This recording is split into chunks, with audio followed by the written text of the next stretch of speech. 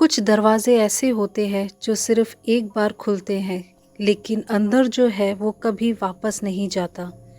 नमस्कार दोस्तों, आज फिर एक नई हॉरर कहानी के साथ। कमरा नंबर 405। रघु 27 साल का अकेला लड़का नौकरी के लिए दिल्ली आया और सस्ते में एक कमरा मिल गया। चौथी मंजिल पर कमरा नंबर 405। मालिक ने बस उससे एक ही बात कही थी, रात 3 बजे के बाद बाहर मत निकलना और अगर कोई दरवाज़ा खटखटाए मत खोलना। रघु हंस दिया, भूत प्रेत बकवास है।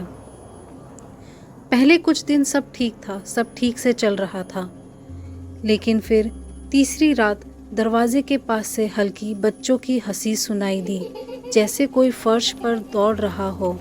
रघु ने झांक कर देखा, बाहर कोई नहीं था, लेकिन फर्श गीला था, जैसे कोई भीगा हुआ शरीर खिसकता गया हो। चौथी रात कमरे की छत पर धीरे धीरे खरोंचने की आवाज़ें, मानो कोई ऊपर से दीवार खोद रहा हो। पांचवी रात अचानक कमरे की लाइट चली गई। रघु ने फ़ोन की टॉर्च जलाई और देखा कमरे की एक दीवार पर कोई बैठा था, लेकिन जैसे ही टॉर्च सीधी की वहाँ कुछ नहीं था। नीचे दीवार पर फटी उंगलियों के निशान थे और उन उंगलियों से खून नहीं, कुछ काला तरल टपक रहा था। उसने मालिक से पूछा। मालिक ने बस उससे इतना कहा कि यह कमरा एक ज़माने में स्टोर रूम था और वह इतना कहकर वहाँ से चले गए। छठी रात 3 बजे दरवाजे पर कोई धीमी धीमी दस्तक दे रहा था।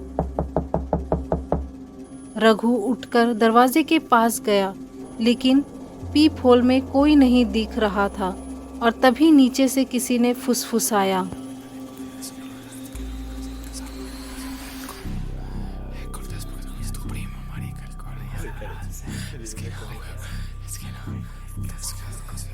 उसने दरवाज़ा नहीं खोला, बस एक कुर्सी दरवाजे के सामने रख दी, लेकिन पीछे मुड़ते ही कमरे के शीशे में एक परछाई दिखी। कोई खड़ा था, सिर झुका, हाथ लटके हुए, और उसकी गर्दन धीरे धीरे लंबी होती जा रही थी।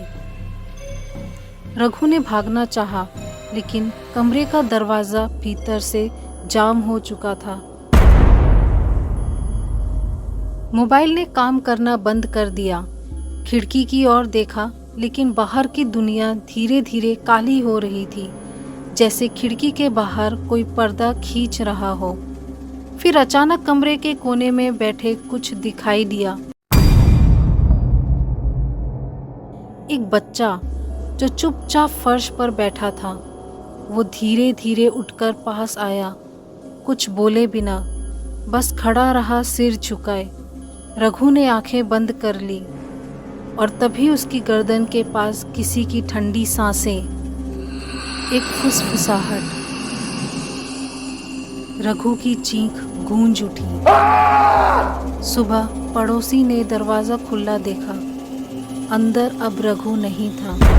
उस दिन से रघु को फिर कभी नहीं दिखा गया,